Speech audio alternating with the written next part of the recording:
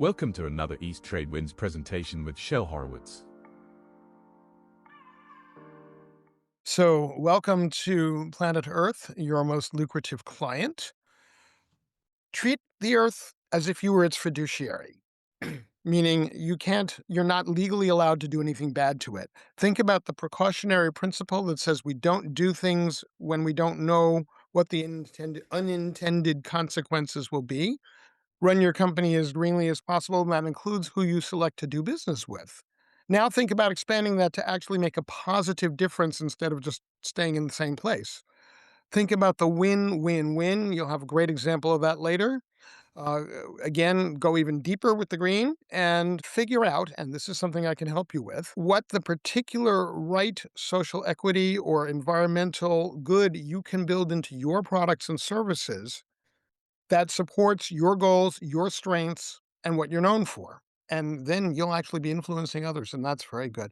You'll notice this is what's called a virtuous circle. All of these things build on each other and make each other stronger. Now, you all know what that is. It's the Empire State Building, built in 1931 when oil was basically free, not built with energy savings in mind. A couple of decades ago, they did a deep energy retrofit. They yanked out all the windows, the heating control, all sorts of things. Spent $13 million to do it. Okay, not cheap.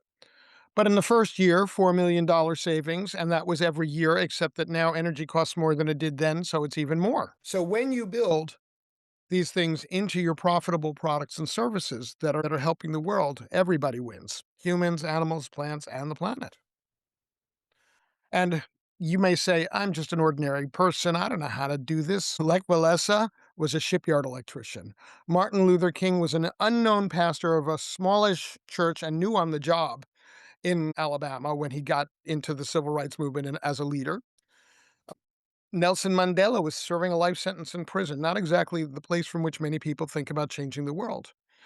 Gandhi, a humble lawyer in South Africa who came into his greatness only when he was thrown off a train in the middle of nowhere for being the wrong color. Greta Thunberg was a 16-year-old autistic kid.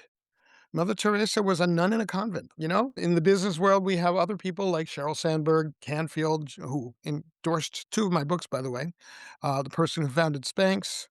They stepped into their greatness, so can you. We think of things as impossible, but we've had all these shifts. These are 5 among hundreds of shifts in our lifetimes. Who would think in 1964 that you would make a call to a customer service person and you'd be talking to someone in India or the Philippines? Who would have thought in 2005 that we would be having access to these incredible AI tools, which are both a blessing and a curse?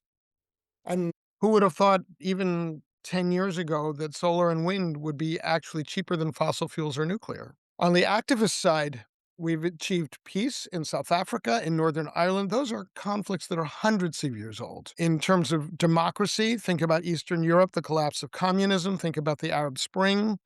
Think about the incredible thing of 190 nations coming together to sign an environmental accord that nobody thought was possible, including the person who was leading the effort. Here in the US, we have had some movements that are really very intersectional. Black Lives Matter is one of those. The No Kings movement of the last several months is another. And we've also had all of these individual movements that have made enormous strides in the quality of life for the people within those categories. Now, I got to lead a movement that was considered impossible. You are looking at my backyard and at Skinner State Park, also known as Mount Holyoke. Next to that mountain is another mountain where a developer wanted to put 40 McMansions going all the way to the ridge line. And everybody said, this is terrible, but there's nothing we can do. And actually, when I read that in the paper, that's when I got mad enough to start a movement. And everybody said, oh, you're never going to win this one and forget about it. Well, I went in with the attitude that we were going to win, but it would take 5 years. It took 1 year and 1 month. So you've been told a lot about all the reasons why things won't work. They're wrong. The good news is that when you have a higher purpose, you have many, many benefits. People want to do business with you. People want to evangelize for you. People want to make your life easier in a regulatory environment. And even the bean counters can be won over because the reality is this is really good for the bottom line. I love this quote from Muhammad Ali so much that I built my whole TED talk on impossible is not a fact, it's an opinion. Impossible, not a declaration, it's a dare. So the way to go from impossible to success is to figure out why it didn't work before and what's different now, what else needs to be different, and how you can make all of the players, all of the different stakeholder categories embrace the change process. Here are 4 ways to get there. Get rid of your limiting assumptions, embrace abundance, figure out where you want to end up, and then engineer reversely how to get there, and harness your creativity. When my house was built in 1743, the wisdom was that humans can't go faster than horses. This is the International Space Station, 17,500 miles per hour. Sorry, I didn't convert it to kph. My friend John Kramer talks about biological marketing and uses an ear of corn as the metaphor. Each kernel of that ear of corn can produce a 10-foot stalk with multiple ears on it. So it's not reproducing in a linear pattern, it's going up, up, up exponentially. So the goal for Edison was inventing a light bulb. Someone asked him, how did it feel to fail 10,000 times? I didn't fail. I invented the light bulb. It was a 10,000 step process. Steve Jobs didn't say, I want a better Walkman. He told his engineers, figure out how to put 1,000 songs in my pocket. And we can think big. We can think about saving the forest, saving the planet, ending hunger, creating world peace, or whatever you've got on your agenda. We can change hunger and poverty to abundance, war and violence to peace, othering of all sorts into equity, and catastrophic climate change into planetary harmony. Because they're all resource issues, and resource issues are solvable. I love this quote also from John Gardner, who founded the U.S. group called Common Cause, a series of great opportunities disguised as insoluble problems. We can do these things through our messaging so that every time we sell something or market something, we are educating people, not in a preachy way, but in a way that combines their self-interest with the global higher purpose. We can, in our design and operations, incorporate better processes. I have a great example coming up. And we can run our businesses as kind entities in the world. So, and those sorts of things create opportunities because there are multiple benefits, multiple constituencies benefiting, including, for example, people who may have been seen as unemployable, who you find ways to put to work. Um, and you can train others in this, and you can create a resilient infrastructure, and on it goes. This is Amory Lovins, and this is the house he built in 1984 in friggin' Aspen, Colorado, where the entire economy is based on it being effing cold. It's a ski town. And he built this house without a furnace, without an air conditioner. It's warm enough to grow bananas inside. It's 4,000 square feet, which is roughly, I don't know, 1,500 meters. A big house. And all of the energy improvements paid for themselves in 10 months. Now, if all the houses we've ever built since 1984 look like this, we would have had a lot less carbon footprint, a lot less global warming. We've had a lot more money to invest elsewhere because if you're paying back your investment in 10 months, that means the next 80 months or 1,000 months, you're saving more money. And we wouldn't be going to war over oil. We wouldn't be fracking. We wouldn't maybe be using oil by now as a fuel or nuclear, which is just as bad. I wrote a whole book about that. Now, when you're talking to people about this, don't make the mistake of like, buy this because it's green, because that is only going to work with the deep greens like me, and only if you're not lying about it, because they will check. But you talk to them about the benefits. Because this is all wool, you will never have a warmer blanket. Because we use these natural plants in our hotel lobby, you'll be breathing better air and not get asthma, etc., as the king of Siam probably didn't say. Now, when you're talking to the bean counters, you have different points. You talk about how the combination of lower costs and higher revenues is the recipe for higher profit. You talk about how you're going to reduce employee turnover and actually turn them into ambassadors for your brand. When you've got a vacancy, they'll tell their friends and your hiring costs go down and you keep people. It's just, win, win, win, win again. So we hear a lot about sustainability. I called my business Going Beyond Sustainability because number one, the domain name was available, but number two, because regenerativity is better than sustainability. Sustainability is a placeholder. We want to be able to actually make the world better through our business because that gets us new markets, it lowers costs, increases revenues, reduces pushback, and again, loyalty and productivity among your employees. Here's something really shocking. And I actually revised this slide just last night because I did the math and I discovered I had said more energy falls on the earth each day than we use in a year. It turns out to be in 100 years. I was shocked. Even I. So we have the resources. Now, speaking of resources, one of the ways that you create abundance is actually by conserving resources. So I live in the Northeast United States. I grew up in this region.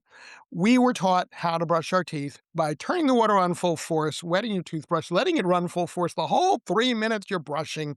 No. If you remember one thing from this presentation, remember this. You can get your teeth just as clean by turning a trickle of water on, wetting your toothbrush, turning it off, brushing your teeth the same 3 minutes, turn it back on to rinse, turn it right off. You're using teaspoons, not gallons. We can adapt that thinking to every aspect of our lives. Restaurant waste, for example, and I did convert this one to kilograms for you guys. Um, 60 million kilograms a day in the US is thrown out. Here's a half a dozen ways to fix that. And again, you can get the slides from me. Company called Interface, very green company. They had an area of one of their factories that had narrow, curvy pipes. And Amory Lovins, who you met earlier, the one with the Colorado house, he came in with a bunch of other consultants and they figured out that this was a real choke point and that they yanked out the little curvy pipes and they put in big straight ones like these. And the energy cost of that portion of the process dropped 90. So this is money sitting on the table if you're not doing this stuff. Company called D-Light, they have a wonderful model. They sell for a profit solar LED lamps in places where it's been kerosene or nothing. Kerosene is nasty. It's toxic. It bursts into flames. It's a health risk. Blech. And the LEDs give better light anyway. So these kids are getting better grades on their homework because they can see to do the work. And that might mean they're getting better jobs in 15 or 20 years. Their parents might come in from a day in the fields and be able to start a little cottage industry because they can see what they're doing. And this $20 lamp or $10 lamp becomes a ladder out of poverty. And they do it on a time basis. So they say, okay, you've been paying $2 a month for kerosene and your income is $25 a month. Take that $2 a month, pay us for 10 months. You own the lamp.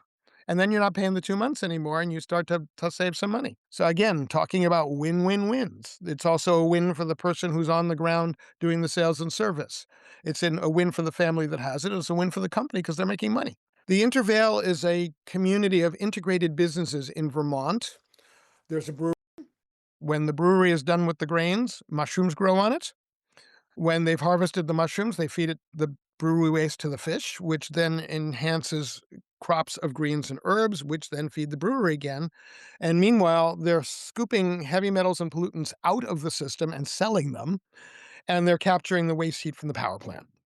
These are what's possible when we think holistically. John Todd, who came up with that, said this: nature's intelligence can reduce negative human impact by 90%. Janine Benyus is known as the mother of biomimicry, and these are 3 insights I learned from her. Spiders are really strong. If a spider was the size of you and me, their webs could stop a jet plane. They're that strong. Plants are 90% efficient solar collectors. Photosynthesis works better than we humans have figured out how to do. Our most experimental models tap in at about 40%. The stuff on my roof is probably more like 20.